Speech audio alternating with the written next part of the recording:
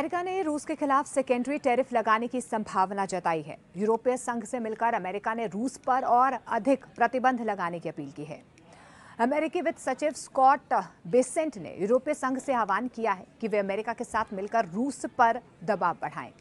उन्होंने ये भी संकेत दिया है कि उन देशों पर नए टैरिफ लगाए जा सकते हैं जो रूसी कच्चा तेल खरीद रहे हैं। डोनाल्ड ट्रंप प्रशासन पहले ही भारत पर रूस से तेल आयात करने को लेकर 25% अतिरिक्त टैरिफ लगा चुका है।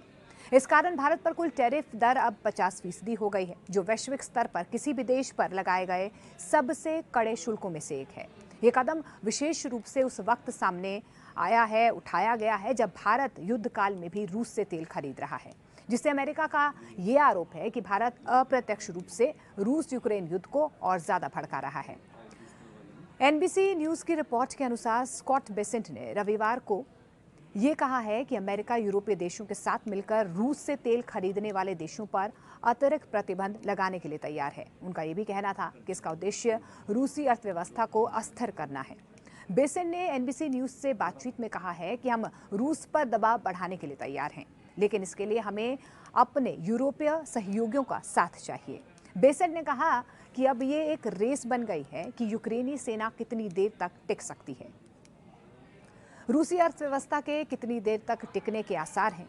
आगे उन्होंने ये भी कहा कि अगर अमेरिका और यूरोपीय संघ मिलकर रूस पर अधिक प्रतिबंध लगाते हैं, साथ ही उन देशों पर द्वितीयक टैरिफ भी लगाए जाते हैं तो रूसी तेल खरीद रहे हैं, तो रूस की अर्थव्यवस्था पूरी तरह से धराशायी हो जाएगी। इससे रूसी राष्ट्रपति व्लादिमीर पुतिन को समाधान की मेज पर भी आना पड़ेगा। बेसेंट ने यह बयान उस वक्त दिया है जब रूस ने युद्ध शुरू होने के बाद अब तक का सबसे व्यापक हवाई हमला यूक्रेन पर किया है। इसके कुछ ही देर के बाद अमेरिकी राष्ट्रपति डोनाल्ड ट्रंप की रूस के राष्ट्रपति पुतिन से अलास्का में बैठक भी हुई थी। इस बैठक के बाद अमेरिकी राष्ट्रपति ने यूक्रेनी राष्ट्रपति व्लादिमीर ज़ेलेंस्की और यूरोपीय अधिकारियों को व्हाइट हाउस में आमंत्रित किया था ताकि युद्ध खत्म करने के लिए संभावित समाधान पर बातचीत की जा सके। हालांकि इसके बाद युद्ध को रोकने या खत्म करने के प्रयास फिलहाल ठप नजर आ रहे हैं, ठंडे बस्ते में चले गए हैं। बेसेंट ने ट्रंप प्रशासन की सुप्रीम कोर्ट में उस सर्किट कोर्ट के फैसले को पलटने की याचिका का भी समर्थन किया है जिसने राष्ट्रपति के व्यापक टैरिफ उपायों का विरोध किया था। उन्होंने कहा कि मुझे पूरा भरोसा है कि हम सुप्रीम कोर्ट में जीत हासिल करेंगे।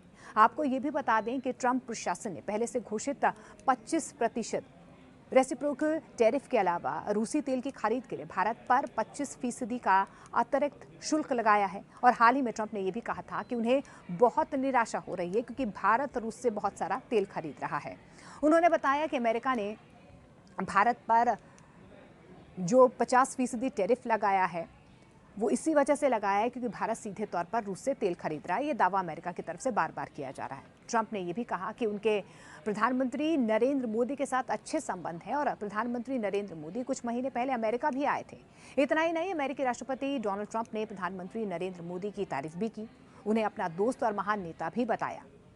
इस बीच आपको ये भी बता दें कि भारत ने अमेरिका की तरफ से लगाए गए अतिरिक्त शुल्क को अनुचित और गलत बताया है। भारत ने अपनी रूसी कच्चे तेल की खरीद का बचाव करते हुए कहा कि उसकी राष्ट्रीय जरूरतों और बाजार की मांग के आधार पर की जा रही है। भारत का ये भी कहना है कि उसकी ऊर्जा खरीद का उद्देश्य देश की विकास और ऊर्जा सुरक्षा को सुनिश्चित करना है।